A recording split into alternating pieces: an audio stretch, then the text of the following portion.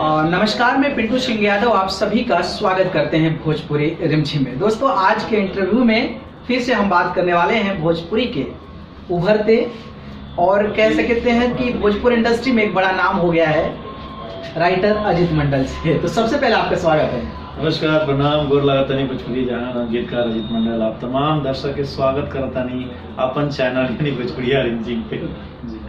तो हम आपका इंटरव्यू लेंगे, आप मेरा मैं लूंगा। अजीत जी, मतलब मैं देख रहा हूँ कि भोजपुरी इंडस्ट्री में वैसे गायकों की चर्चा, मॉडल्स की चर्चा, एक्टर्स की चर्चा तो होती रहती है, लेकिन आजकल मैं देख रहा हूँ कि लगातार मतलब मुझे लगता है कि आपने यूट्यूब को पैसा दे दिया है ट्रेंडिंग वाला, क्योंकि आपके जो गाने आ रहे हैं ना वो लगातार ट्रेंड कर रहे हैं। इसकी क्या मतलब कुछ वजह है क्या? सर देखिए, पैसा तो कहाँ देंगे, राइटर के पास होता कहाँ पैसा है, गरीब होता है राइटर। तो बस पब्लिक का प्यार मिलता है और अच्छे कंटेंट देते हैं, इसलिए ट्रेंडिंग चल रहा है और शायद यूट्यूब का ध्यान भी है मेरे ऊपर। खैर ये तो मजाक की बातें थी। सबसे पहले जितने भी दर्शक जो मुझे प्यार दे रहे हैं, इस ट्रेंडिंग के लिस्ट में मुझे हर महीने बनाए रखते हैं, उन सब के लिए आप तमाम जितने भी दर्शक हैं उन सबका दिल से धन्यवाद है। और ये प्यार जो पिछले 8 महीनों से मिलता आ रहा है, ये पूरे 800 साल तक मुझे मिलता रहे, 80 साल तक मिलता रहे, तो ये उपकार आप लोगों का हमेशा बरकरार है और बरकरार रहेगा। ये मिलता रहे ताकि फिर पिंटू भाई कहे कि हम यूट्यूब चैनल ही खरीद लिए। अच्छा, ये बताइए, ड्रीम में एंट्री अभी 1-2 दिन पहले रिलीज हुआ था और इस गाने पर जहाँ तक मैं देख पा रहा हूँ कि लगभग 80 लाख से भी ज्यादा लोग देख चुके हैं। More than 8 million views in just 3 days. मतलब इतना ज्यादा व्यूज तो खैर मिल ही रहा है, लेकिन ये ओरिजिनल सेक्शन में जो कि मैं देख रहा था कल, तो ओरिजिनल सेक्शन में जाने के बाद उसमें कोई भी बॉलीवुड का गाना नहीं है, बल्कि भोजपुरी का सबसे टॉप पोजीशन पे है। इसके अलावा जो रील्स होते हैं, जो शॉर्ट्स वीडियो होते हैं, और वहीं म्यूजिक सेक्शन में भी ये गाना ट्रेंड कर रहा है। तो हाँ, इसकी शुरुआत कैसे हुई, मतलब कि इस प्रकार का मुकाम स्थापित? देखिए, इससे पहले भी हमने काफी सारे गाने में 2015 से गाना लिखता हूँ और मेरा पहला गाना था प्रियंका चोपड़ा जी की फिल्म जो उन्होंने प्रोड्यूस की थी, उस फिल्म में। तब से मैंने नए गाने, बहुत सारे नए गाने लिखे हैं और इवन सारे सिंगरों के साथ मैंने काम किया है। ये जब रिक्रिएट का सिलसिला शुरू हुआ तो भी पहली बार मैंने रिक्रिएट किया था। ये बात अलग है कि उस वक्त लोगों को पसंद नहीं आई थी रिक्रिएट। मेरा रिक्रिएट आया था 2018 में पहली बार एक फिल्म के लिए, वो भी बड़े लेवल पे शूट हुआ था गाना, वो भी लंदन में शूट हुआ था। और उस वक्त भोजपुरी इंडस्ट्रीज के लिए एक नया चीज नया नहीं लगता था। वो मतलब ऑडियंस उस वक्त शायद उस वक्त उतना जागरूक नहीं थे। तो धीरे धीरे अब अपग्रेड होती हैं सारी चीजें, तो अब लोगों को रिक्रिएट अच्छा लगने लगा। रैप भी मैंने सबसे पहला शुरू किया था तो उस वक्त नहीं, लेकिन अब रैप अच्छा, तो हर चीज का एक वक्त होता है। तो आज जब रिक्रिएट का दौर आया, फिर से जब मैंने रिक्रिएट करना शुरू किया, पहला गाना जय जय शिव शंकर, तो वो ट्रेंड किया। मेरे लाइफ का पहला गाना ट्रेंड, सारेगामा का पहला गाना ट्रेंड, हमारे जो म्यूजिक डायरेक्टर हैं शुभम राज, उनका पहला गाना। तो हम सब के लिए, खेसारी जी को छोड़ के हम सब के लिए पहला गाना हुआ जो ट्रेंड, वहां से जो ये सिलसिला शुरू हुआ। फिर हम लोगों ने जहाँ मेरे म्यूजिक डायरेक्टर सबके शुभम SBR ही रहे हैं, तो हम सब लोगों ने मिलकर एक जो भी हम लोग गाने को उठाते थे रिक्रिएट करने के लिए, नहीं मुझे ये गाना करना है, कंपनी का बहुत सपोर्ट होता था कि ठीक है काम करते हैं, और हम लोग 15 दिन 20 दिन एक गाने पे लगाते हैं, लिरिक्स पे लगाते हैं, कितना बेहतर कर सके। तो अब मुझे लगता है कि 2-3 गाने, पहला गाना तो आया ट्रेंडिंग में, दूसरे गाने के बारे में टेंशन हो रही कि कब आएगा, दूसरा भी आ गया, तीसरा भी आ गया, चौथा भी आ गया। तो हम लोगों ने सोचा कि जो क्वालिटी है, लिरिक्स की क्वालिटी, वीडियो क्वालिटी और ऑडियो क्वालिटी, ये सारी चीज़ जब बहुत परफेक्ट होते हैं तब जाके ये गाना ट्रेंड करता है। तो अब तो ट्रेंडिंग से अपना नाता घर वाला हो गया है, एकदम चाचा भतीजा के जैसा कि ट्रेंडिंग करना ही है।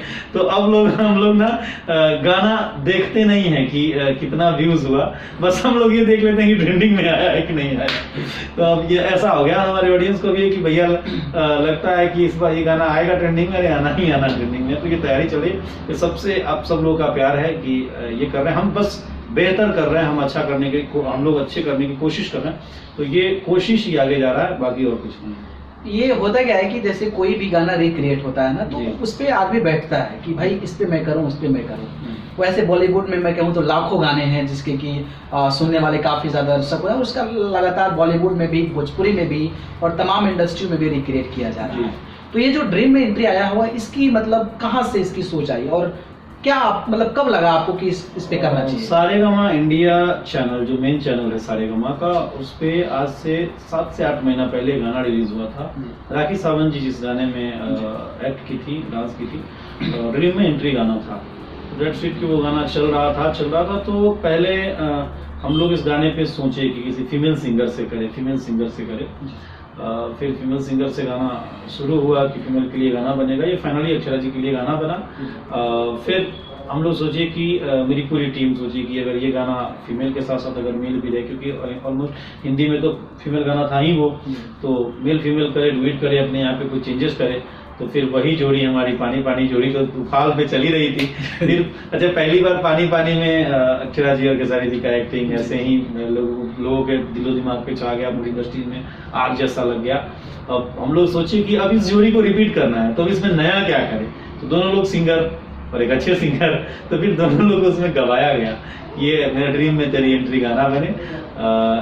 एक बहुत ही प्यारा सा कंपोजिशन को हम लोग रिक्रिएट किए, और पहले वाला गाना भी बहुत अच्छा गाना था, और सारे भैया बहुत अच्छा गाए हैं, अक्षरा जी भी बहुत अच्छी गाई हैं। उनका साउंड सुनिए, और वीडियो में तो खैर सारेगामा का जवाब ही नहीं, उन्होंने 4 चांद लगा ही दिया।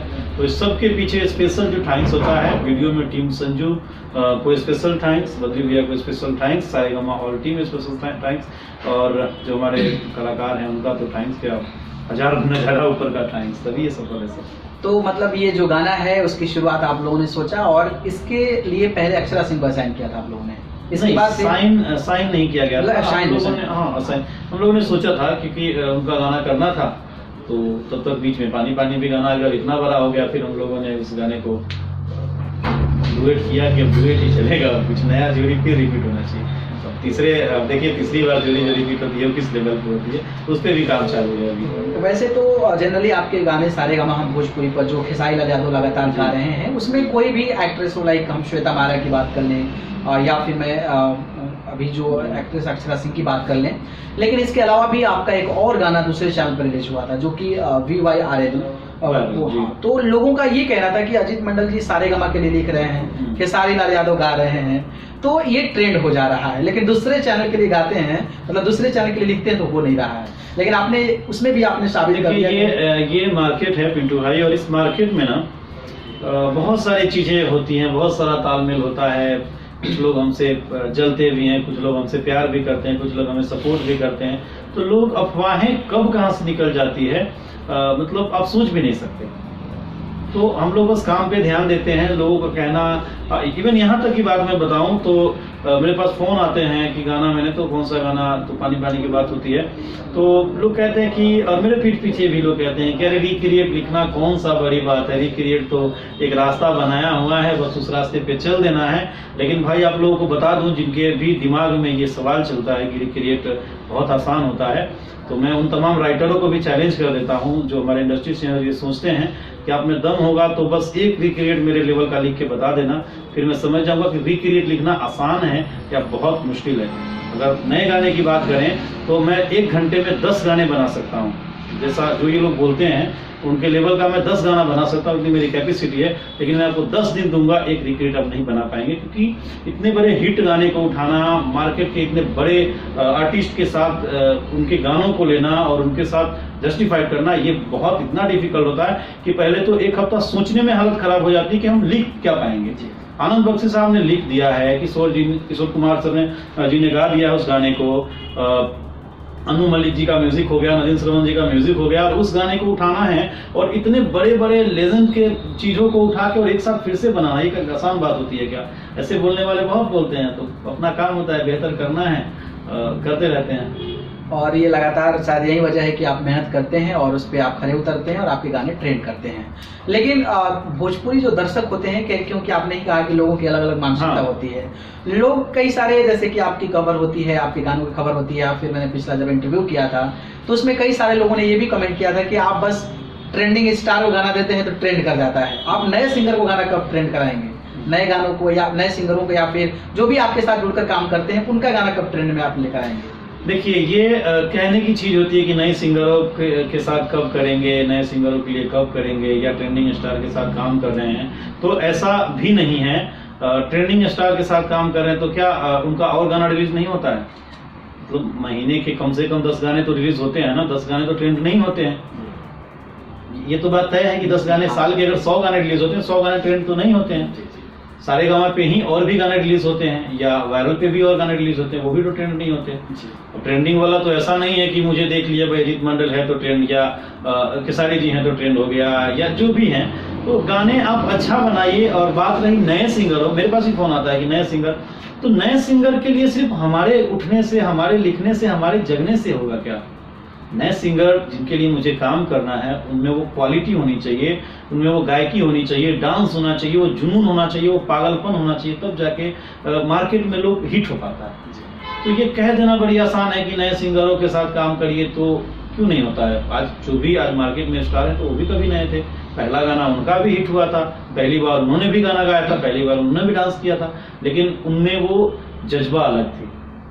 आज मैं 8 महीनों से अगर मेरे सारे गाने बड़े आ रहे हैं, सारे गाने ट्रेंड कर रहे हैं, तो हमें शायद कुछ चीज़ें अलग होगी, या हमारा जुनून अलग होगा, या हमारी सोचने की शक्ति अलग होगी, या हमारा जो जज्बा होगा वो अलग होगा। जो बाकी हमारे मार्केट के हमसे बड़े बड़े राइटर, हम तो कुछ भी नहीं है, हमसे अच्छे अच्छे राइटर हैं, लेकिन शायद उनका सोचने का लेवल अलग होगा, हमारे सोचने का लेवल अलग है। और ये तो बात तय है कि हमेशा मार्केट चेंज होता है, सोच चेंज होती है, जो सुनने वाले जो हमारे ऑडियंस है वो चेंज होते हैं, और हमें उनके साथ कुछ नया करना ही होता है। तो बस शायद हम वो चीज़ कर रहे हैं। हम यंग जनरेशन पे मेरा हमेशा से टारगेट रहा है, मैं यंग जनरेशन को हमेशा से टारगेट किया हूँ, तो शायद वो बातें हो सकती है। मैं अभी देख रहा था तो 2022 की शुरुआत हो चुकी है, 2022 के जनवरी बीत चुका है, फरवरी के लगभग जो है 12-13 दिन बीत चुके हैं, और मैं देख रहा हूँ कि आपके गाना लगातार इस साल, मतलब एक गाना हो, 2 गाना हो, लगातार ट्रेंड में बना हुआ है। हालांकि जो इस गाने का ड्रीम एंट्री, इसका टीजर भी ट्रेंड कर रहा था, टीजर को डिलीट कर दिया गया क्योंकि उनका हाँ, वो सारेगामा का अपना एक रूल है कि गाना रिलीज होने के बाद टीजर रिलीज। तो मैं आपसे ये पूछना चाहूँगा कि अब आने वाले समय में कितने दिन का बैकअप ट्रेंडिंग में रखे हैं? देखिए, कैसे भी घूम फिर के आएंगे तो हर महीने तो करना ही है, ये तो बात है। जैसे कि जनवरी में 2 गुट चल रहा था, अभी फरवरी में वापस से ड्रीम में एंट्री आ गया। जनवरी में मेरा 2 था, 2 गुट भी था, और आपने ही खबर बनाया था, 2 गुट भी चल रहा था, आशिक भी चल रहा था। फर्स्ट वीक में 2 गुट था, सेकेंड वीक में आशिक चल रहा था, और अभी ड्रीम में एंट्री चल रहा है। फिर वापस अभी आने वाले अक्षरा जी के 3-4 गाने हैं जो अलग अलग कंपनियों से, कुछ सीरीज के हैं, कुछ वायरल से आ रहे हैं, फिर सारेगामा से हैं। तो आने वाले गाने के अलग अलग सिंगरों का भी गाना है। ऐसा कुछ भी नहीं है कि मैं सिर्फ खेसारी जी के लिए गाना लिखता हूँ या सिर्फ सारेगामा के लिए गाना लिखता हूँ। तो मैं कोशिश करता हूँ कि सबके लिए काम करूँ और अच्छा काम करूँ। बस मेरा एक लेवल अलग है, मेरी सोच अलग है, जिसमें सब लोग नहीं काम कर पाते हैं। सब लोग को चाहिए 500 मिलियन वाले गाने, शायद मैं वो नहीं कर पाता हूँ। मुझे 10 मिलियन में ही मैं खुश रहता हूँ। तो जिनको लगता है मेरे साथ काम करना है, उनके लिए मैं काम करता हूँ, और अन्यथा मैं अलग नहीं सोच पाता हूँ मैं।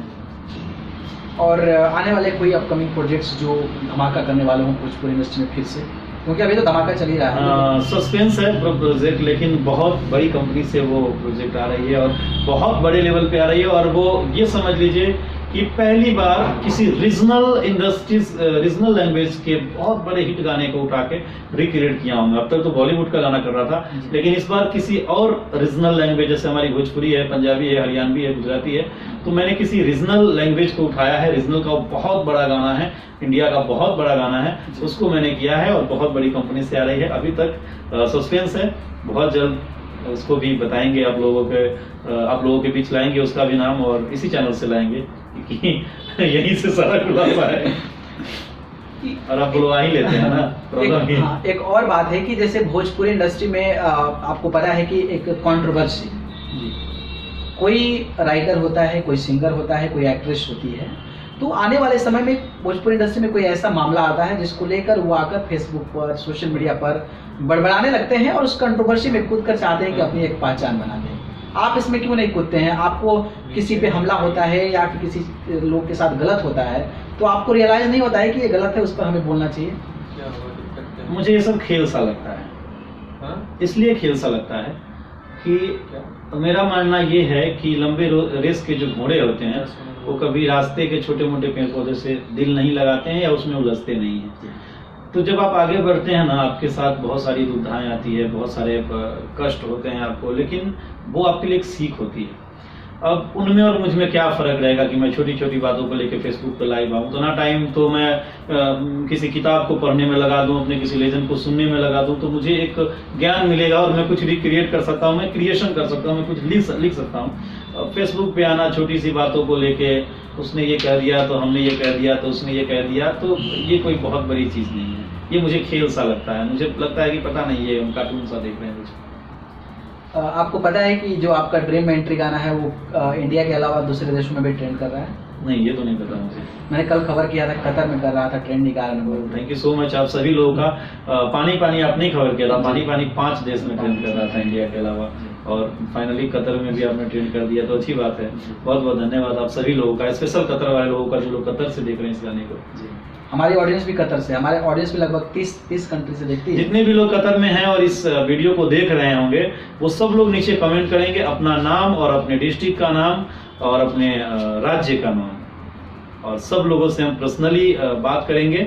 हम अपने YouTube चैनल से, हम अपने Facebook आईडी से, और जो लोग मुझे मिलना, जो लोग हमसे संपर्क करना चाहते हैं कतर के लोग, वो लोग हमारे फेसबुक से, मुझे लिरिसिस्ट अजीत मंडल के नाम से पेज है या मंडल अजीत के नाम से इंस्टाग्राम आईडी है, उस पर हमसे बात कर सकते हैं। और स्पेशल थैंक्स कतर के लोगों के लिए, या जो नेपाल में पानी पानी था, जहाँ भी लोग देख रहे हैं, जहाँ से भी देख रहे हैं, वहाँ के लोगों को मेरा स्पेशल थैंक्स। जाते जाते कुछ बच गया हो जो कहना चाहते हो तो आप कह दीजिए। बस यही उम्मीद है कि बस अगली बार मैं कब आऊँ, क्योंकि आपका इंटरव्यू मुझे बहुत भारी पड़ जाता है। मुझे मुंबई से दिल्ली आना पड़ता है आपको खबर देने के लिए।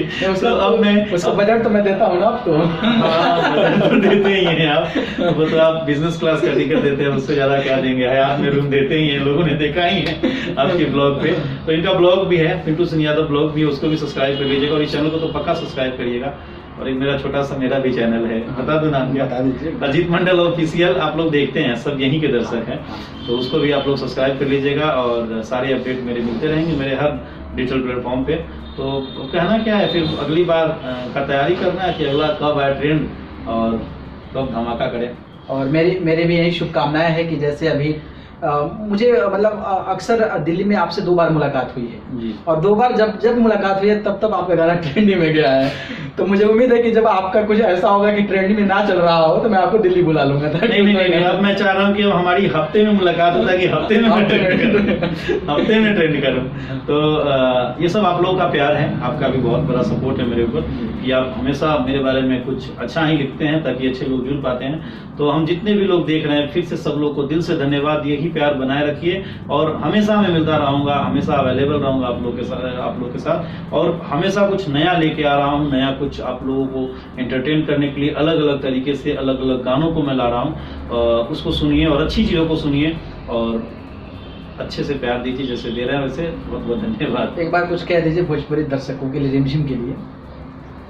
रिमझिम दर्शकों के लिए? अच्छा, इसके दर्शकों के लिए, रिमझिम के दर्शकों के लिए। हाँ, भोजपुरी रिमझिम के जितने भी दर्शक हैं और जितने भी मुझे भी पसंद करते हैं इस चैनल पे, और पिंटू भाई को जो पसंद करते हैं, उन सबको दिल से धन्यवाद है कि मुझे ये चैनल बहुत कुछ दिया है। सच्चाई तो यही है कि मुझे बहुत कुछ दिया है ये चैनल, और ये मेरा अब अपना चैनल है, और मैं चाहता हूँ कि ये चैनल इतना बड़ा चैनल बने कि हर लोग यहाँ आने के लिए, इस पे इंटरव्यू देने के लिए अपनी एक ख्वाहिश रखे। तो आप सब लोग प्यार दीजिए, सब लोग इतना बड़ा चैनल, क्योंकि आप लोग के प्यार के बिना कुछ नहीं होना है। आप सब लोग सपोर्ट करेंगे और एकदम बड़ा चैनल बनना है और बनेगा। तो दोस्तों, आज के इस स्पेशल एपिसोड में हमारे साथ मौजूद थे अजीत मंडल जी, जो कि एक उभरते हुए भोजपुरी इंडस्ट्री की शख्सियत है, और लगातार कई सारे बड़े गाने जैसे कि जय जय श्री शंकर की बात कर लूँ, पग घुंघरू की बात कर लूँ, 2 घूंट की बात कर लूँ, पानी पानी, आशिक, या फिर अभी जो है ड्रीम में एंट्री गाना जो है लगातार ट्रेंड कर रहा है। और आप लोगों से यही रिक्वेस्ट है कि आप लोग उस गाना को और भी जाकर देखें, ताकि वो गाना और भी एक अच्छे लेवल पर ट्रेंडिंग में पहुँच जाए। और इसके अलावा इनको आप फेसबुक पर, इंस्टाग्राम पर, ट्विटर पर, इनका एक ऑफिशियल यूट्यूब चैनल भी है अजीत मंडल ऑफिशियल के नाम से, तो इनको आप जाकर सोशल मीडिया प्लेटफॉर्म पे भी फॉलो कर सकते हैं। आप सबको बहुत बहुत धन्यवाद। Thank you so much.